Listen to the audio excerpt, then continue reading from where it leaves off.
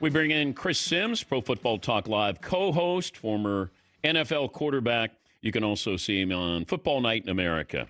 If I gave you the Chiefs or the field in the AFC, who are you taking? Oh, wow. That's a good one right there. Whoo, man. I'm probably going to take the field, okay, but I don't feel comfortable about that. I wouldn't put money on that. I would not.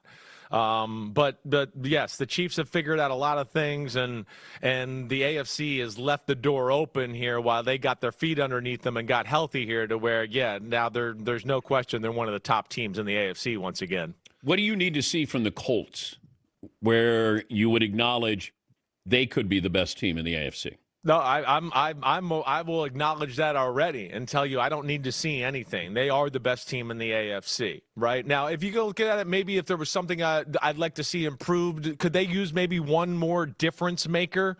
Right? Will they be in the trade deadline business here of maybe getting a guy at the corner position that might be available out there? But, man, Lou Anarumo's done a really good job with that defense, and you could see, right? I mean, if he's got a few players, he can make it work. And where they're good is, yeah, they might let up a few yards on defense, but they make you kick field goals. They're pretty good at not letting you in the end zone. And then we know on the offense, Dan, there's nothing with the offense. I mean, the offense is borderline perfect. Shane Steichen is one of the best offensive minds in the sport.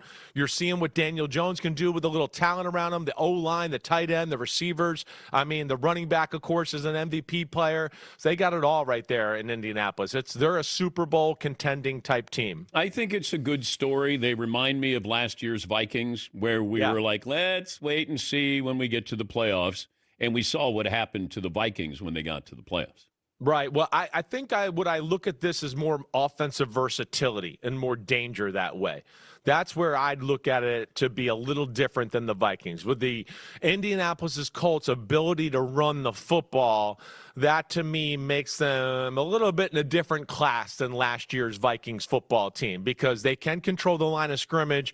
And as you know, when you do that, the play action pass and all the other things that Shane Steichen has to deliver in that offense are pretty special off it. They got it all on that side of the ball there in Indianapolis. You got Lamar Jackson coming back, going to play against the Dolphins. Are we getting to must-win situation time? I think so. Basically, we I think last week started that. And the encouraging thing, right, where there's some teams out there where I'd go, I don't see it, right? Like the Pittsburgh Steelers, I don't see it. It ain't going to get much better. This is what they are. Like, don't hope for anything more that way. There's teams like that out there. Baltimore, on the other hand, I look at them and go, no. I see some things about their team to go watch out. One, their schedule is very favorable. Yeah. They can go on a run here where we could look up in a few weeks and go, man, they're 7-5 all of a sudden. Lamar coming back. I got no worries about their offense with Lamar at quarterback. They can run the ball pretty good, as we know, maybe not as good as everybody wants. But with him at quarterback, I mean, their offense, I don't worry. The defense got healthy last week, Dan. That was the big thing. I didn't realize they were going to be back to full strength, right? And they look good. And that's one thing you look at to go, yeah, it's been underwhelming, but they can fix that area, and they give me some hope there from what I saw on film watching them back this weekend. Why are the Falcons a mess? That's a great question. One, I mean, the all over the place, that's a little bit having to do with leadership and then the coaches keeping them, focused on the right things on a week in, week out basis. But that was a shocking game last weekend. I think, one, they're not patient enough with the run at times. For as good as they are in the run still, they don't throw play action pass very much. And they've tried to dabble in that a little bit more, but that makes no sense. You have Bijan Robinson on that O-line, and you don't have a play-action pass game that's, like, in-depth and can attack off of that. That's another issue there. So I think, those are a few of the things, but that's one that's hard for me to put my finger on it because they're more talented than what their record shows right now. We're talking to Chris Sims, Pro Football Talk Live co-host. Let's redraft the 2024 draft. So you have Caleb. You have Jaden, Drake May, Michael Penix, Bo Nix. Right. Redraft. Okay. So I still think I'm going to give Jaden number one right now. I understand how awesome Drake May has been, right? I get that, and I'm guessing that's where you're asking this question because it's been awesome, and he deserves to be in the MVP conversation for me as well there. But, yeah, I'm still going to go Jaden from everything we saw. And the year he had last year, he had a little banged up this year, but he's won. Now, this is where it gets interesting between Drake May and I'm still going to go with Caleb Williams here because I'm such a believer in Caleb Williams' talent. No, it's those two, as I'm saying. And I don't know. It's close between that. I'm going to take Caleb Williams, but saying that, man, I'm just giving it just a little bit of, I believe in Caleb Williams. He's not playing the position quite as well as Drake May right now, but he's also going through a learning process. You don't sound very confident. Well, because it's a close one, and I'm hemming and hawing here and trying to figure it out on the fly here. But, no, this is the other thing with Caleb Williams where I defend him. He's learning to play a style of offense and quarterback that he's never played before. And it's been pretty damn good. And it was better than people wanted to give him credit for last year. Now throwing the ball in rhythm and staying in the pocket and doing that stuff. Yeah, he's been able his whole life, as you know, to be able to make magic happen and make it all go. And now he's kind of being rewired there. So I think that's why you have moments of going, oh, I don't know if that looks as good as I would like. But, Dan, I will still tell you, he makes throws and scrambles and runs where I go, that's better than any of these guys in this rookie class that we're talking about. His arm is special. His athleticism is special. But I'm going to go him 2. I'll go Drake May 3. I'll go Bo Nix 4. I'll go Michael Penix 5. And I'll go J.J. McCarthy 6. Okay, but if you look at this and you say, okay, you're hoping Caleb does what Drake May is actually doing. Right. Well, yeah, I think a little bit of that. I mean, Bo Nix, too. All right, so who's playing better at this second right now? Yes, it's Drake May. But we get into these quarterback conversations, too, and this is where it's hard sometimes, and this is where I fell into this with, let's just say, Jordan Love and Tua. I loved Jordan Love coming out in the draft. At first, I ranked him in front of Tua. But recognizing, wait, he's not as good as Tua right now, but his talent, and if you just wait 2 or 3 more years, he'll be better than Tua. And so that's where I get stuck in that combo. Drake May's hotter right now. He's playing better than Caleb Williams for sure. But I guess what I'm saying is I think Caleb Williams is going to get there under Ben Johnson and ultimately surpass Drake May, I guess is what my belief is still. I see Cam Ward play on a weekly basis. Yeah. Okay, the team isn't good. But he is not good. Not right now. And if I look at Dylan Gabriel, who wasn't the number 1 pick overall, hasn't played well, plays for a bad team, and everybody's clamoring for Shedeur Sanders to get a chance why aren't they doing something, with Cam Ward that should you sit him down? His numbers are terrible. Right. Well, yeah, they're terrible. So we can say the Browns aren't any good and Dylan Gabriel isn't any good. Okay, Cam Ward's the number 1 pick in the draft. If his name was Caleb Williams, we would be criticizing him. He would be a focal point of all of these shows. Cam Ward doesn't have any social media presence, but you have Shedeur Sanders in Cleveland. So we're not being fair to Dylan Gabriel, and because he's a 3rd-round pick. He plays for a bad team, but Cam Ward is a number 1 overall pick. Right. Well, you make a lot of good points there. First off, you just explained that there's unwarranted criticism of Caleb Williams too much. I don't know why. Right? I don't know why with that. Because you get clicks. That's why he got criticized. He painted his fingernails. He had a pink phone. He went to USC. He's and he cried after a game, and it became a thing where I'm going to go, yeah, but he makes some of the damnedest plays and throws I've ever seen in the history of the game. I just don't think there's proper analysis, Chris. I get you there. That's all.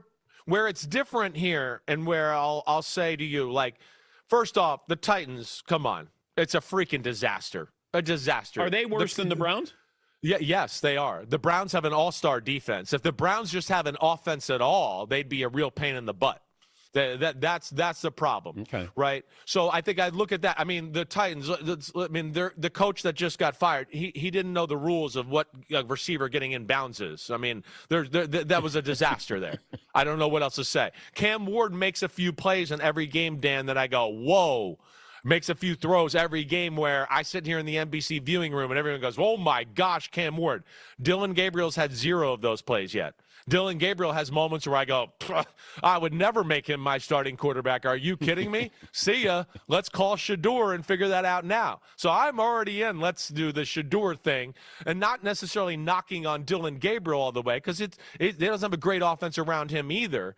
But they need to figure out what they got there, because they're going to be right back in the quarterback draft market once again, and that's the only reason I say that. But, yeah, Cam Ward's shown me some elite stuff, at least along the way. Dillon Gabriel is not to this point. Okay, if Shador Sanders was putting up Dillon Gabriel numbers, nobody would be saying, you got to put in Dillon Gabriel. But probably not. No, and but that's not fair. And I agree with you there. And that's the problem with that's why, the analytics said to draft Shador Sanders. Well, the human analytics have said it's stupid, and it's the number one thing that's a distraction and talked about your football team all year. We don't talk about anything in Cleveland except Shador Sanders. Myles Garrett had 5 sacks. Is Shador going to start? So that's what's crazy and not fair, to your point, 100%. Okay, you get one pick in the NFC. You can take that team against everybody else. Gosh, the NFC. So I think the NFC is so much better than the AFC, right? I mean, it's not even close to me. I mean, again, you're talking about Kansas City, who's 5-3. Are they the best team in the AFC, right? And there's flaws with everybody. The Chargers in the playoffs, flaws. Buffalo's flaws. Pittsburgh, oh my gosh, flaws, right? New England and Denver, there's still new kids on the block, right? After that, it's Jacksonville and Houston. Flaws everywhere. The NFC, I go, Green Bay, oh my gosh, no flaws, just play better. You're amazing. Philadelphia, oh my gosh, no flaws, just play a little more efficient on offense. You're amazing. Tampa Bay, you're awesome. Just get healthy and you're elite. Detroit, do I have to say any more? I mean, we know Detroit's elite. The Rams, the Seahawks are a Super Bowl-like caliber football team with their defense and all of that. So I just look at the NFC and go, oh my gosh, wow. Now you're going to make me pick one? Woo. I feel Detroit right now. That's what I feel. Now, they got to get healthy in the secondary too. But I think if you made me pick one, I'm going to take Detroit.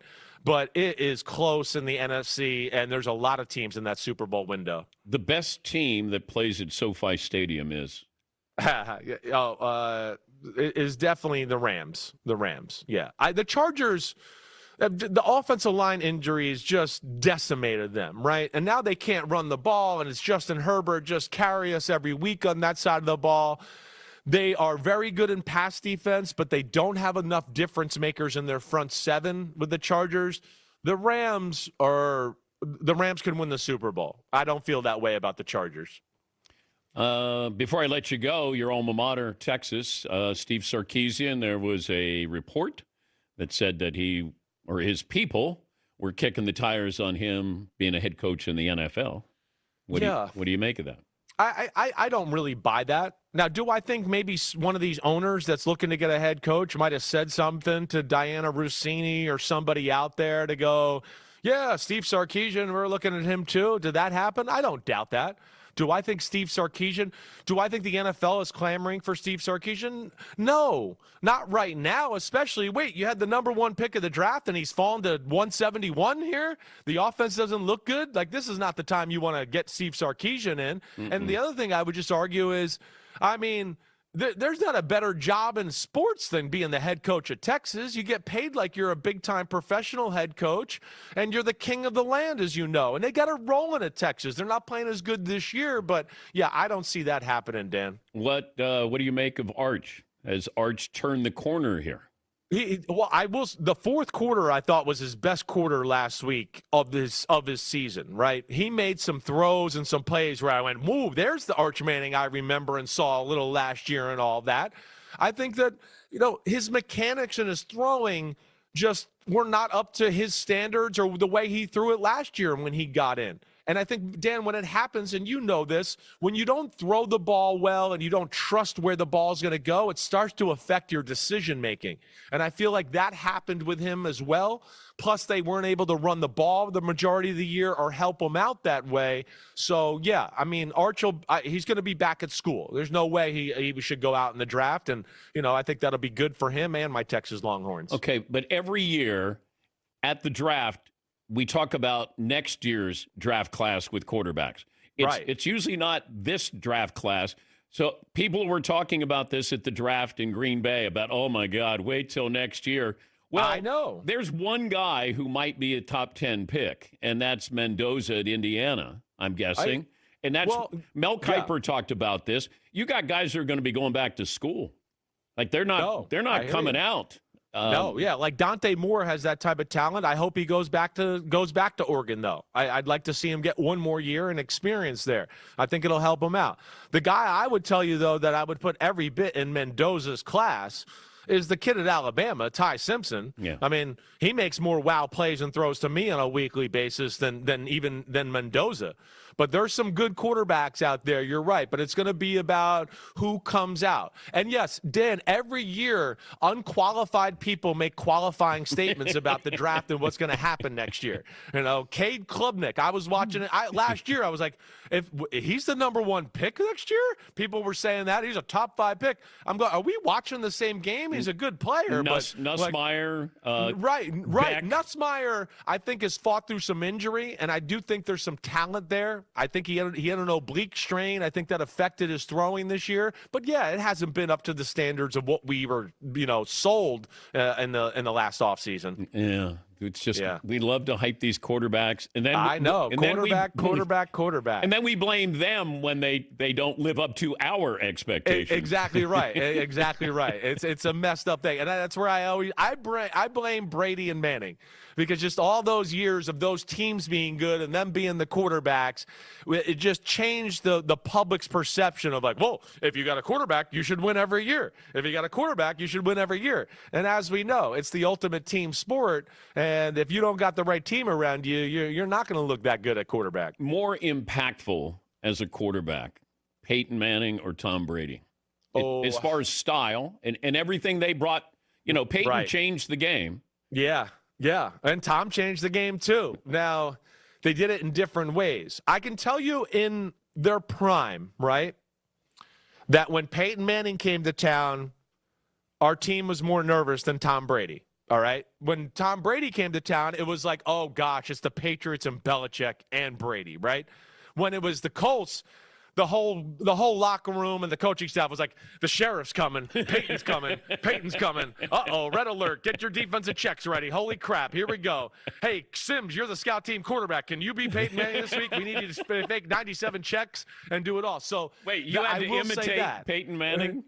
I always had to do Peyton Manning, especially in Tennessee. I always did. And I'd go, and I took great pride in doing that. How did it sound? Give me a little Peyton Manning. Well, I just had all his mannerisms down. I'd be underneath the center, and I'd fix my hip leg, and I'd walk down and go down and, and do all that stuff. I didn't exactly emulate his accent or do anything of that. But, man, that's where Peyton Manning is one of the greatest ever, right? He really was. So he changed the game as far as giving control back to the quarterback at the line of scrimmage and do all that stuff, right? And putting more on the quarterback. That's where he changed the game. Brady changed the game, and he changed his throwing mechanics once to extend his career and become a better thrower. And, of course, what he did health and longevity-wise. So there's a little bit of both. X's and O's, and football-wise, I'll go with Peyton Manning. Off the field, lasting, keeping yourself in tip-top shape, I go with Tom Brady. Good to talk to you. You know it, man. You the man. Tell those jerks I said hi over there, all right?